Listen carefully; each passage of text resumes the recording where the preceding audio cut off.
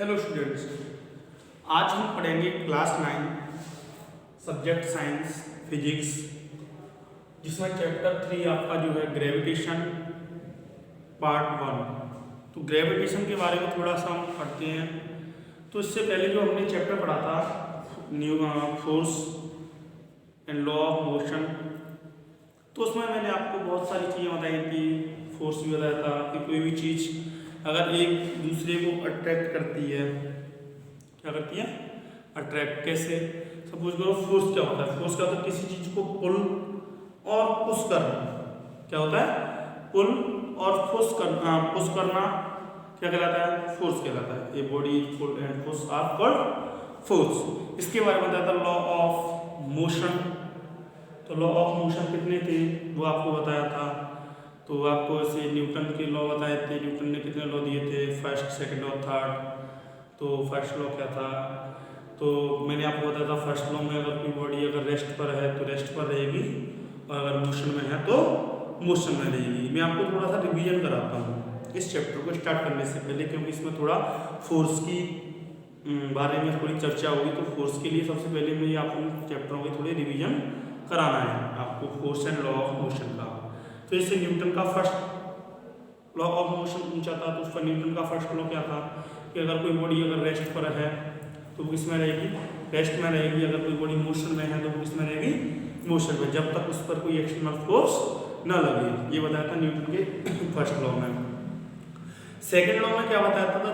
The rate of change of momentum, the rate of change of momentum, ठीक है, ये directly proportional to the applied force.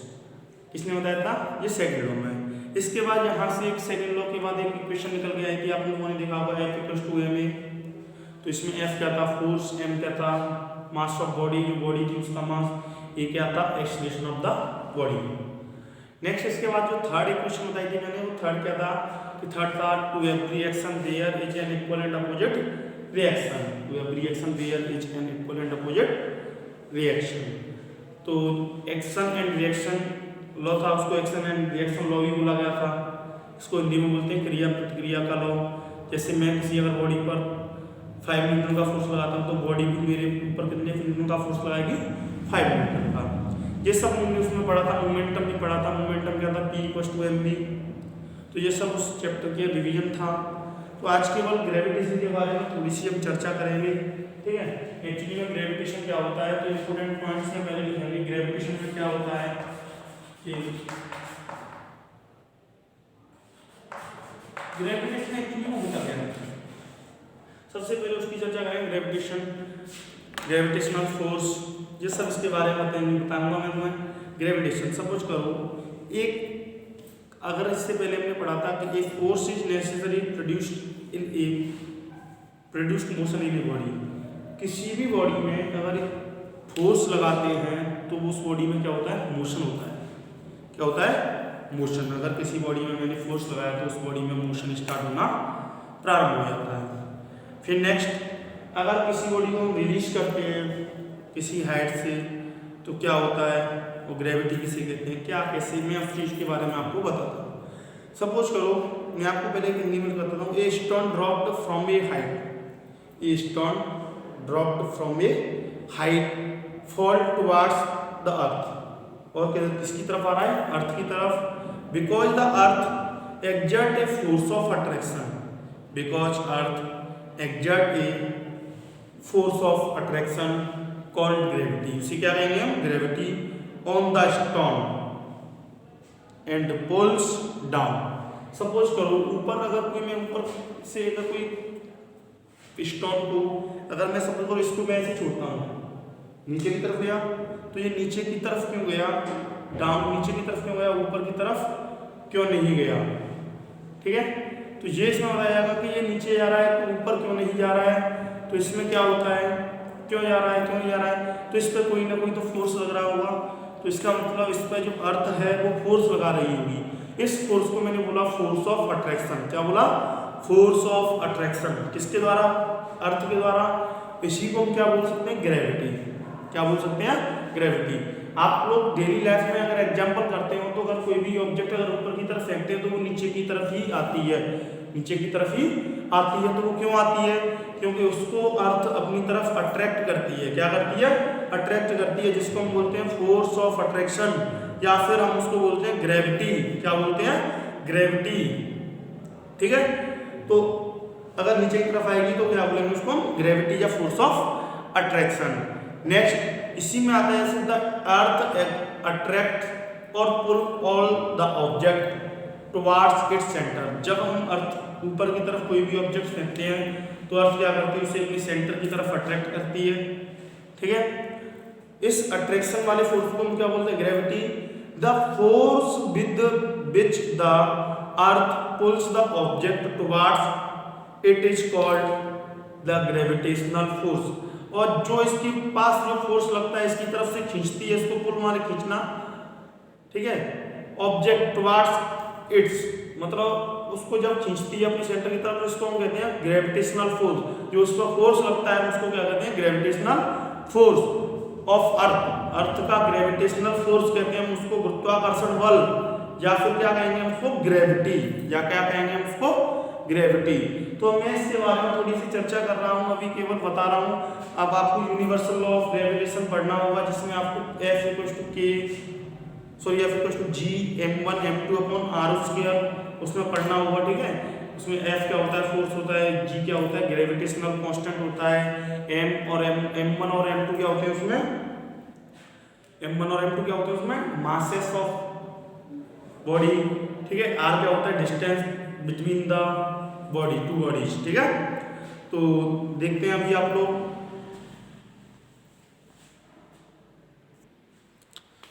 तो जैसे हम इसमें नोट करते हैं अभी स्टूडेंट्स, केवल ग्रेविटेशन के बारे में सिंपल से पॉइंट हम नोट करेंगे, केवल ध्यान से देखना। केवल आज केवल जनरल इंट्रोडक्शन दे रहा हूँ आप लोगों को। तो a force is necessary to produce, a force is necessary, a necessary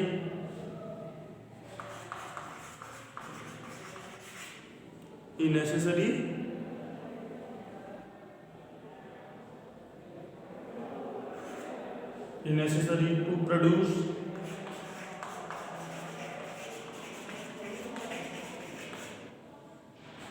motion of a body। ठीक है, नंबर सेकंड पॉइंट जो भी मैंने बताया था स्टोन वाला, तो a stone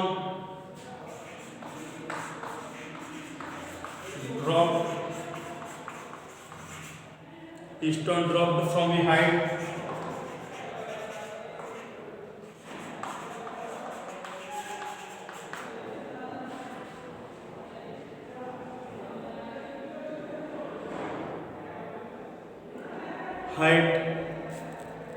falls towards the earth,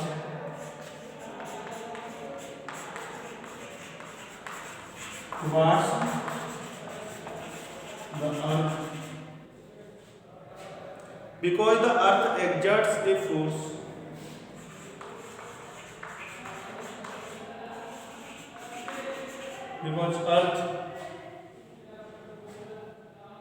towards the earth, because earth exerts a force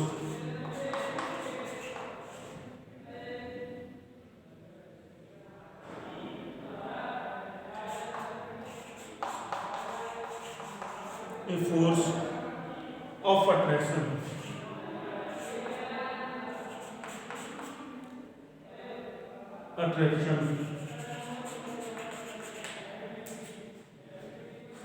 called gravity।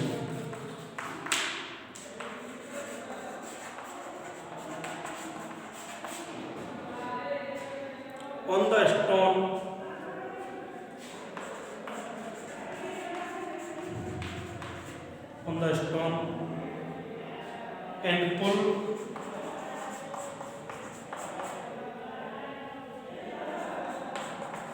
pulls it down।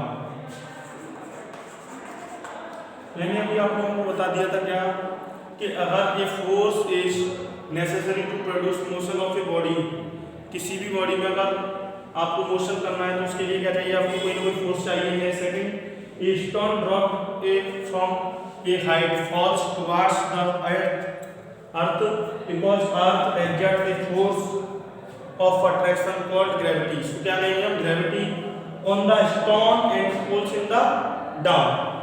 Stone का हो जाएगा नीचे की तरफ आ जाएगा, ठीक है। तो आप इसको नोट कीजिए।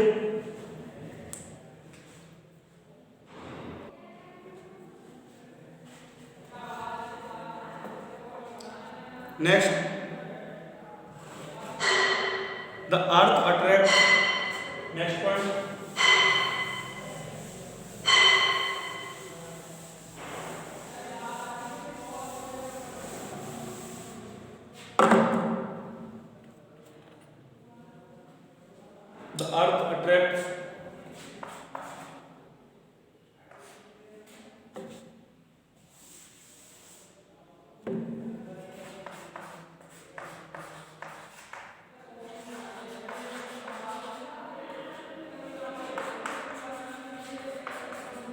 the earth attracts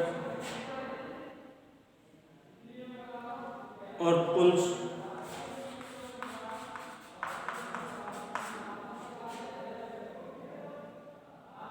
all the objects towards its center.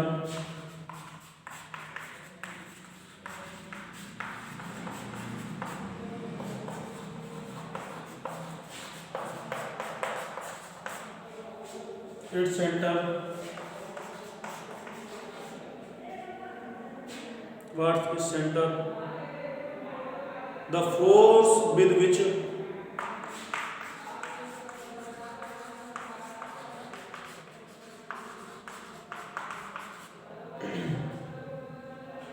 the earth pulls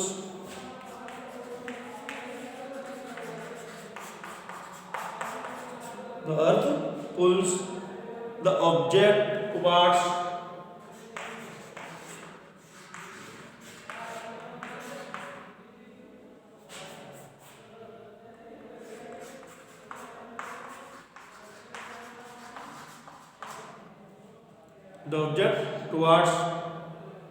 it is called the gravitational force.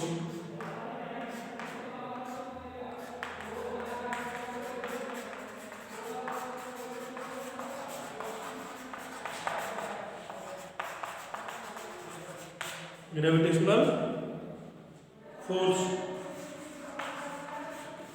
of earth. Gravitational force of earth or gravity. Bracket में ऑफ अर्थ।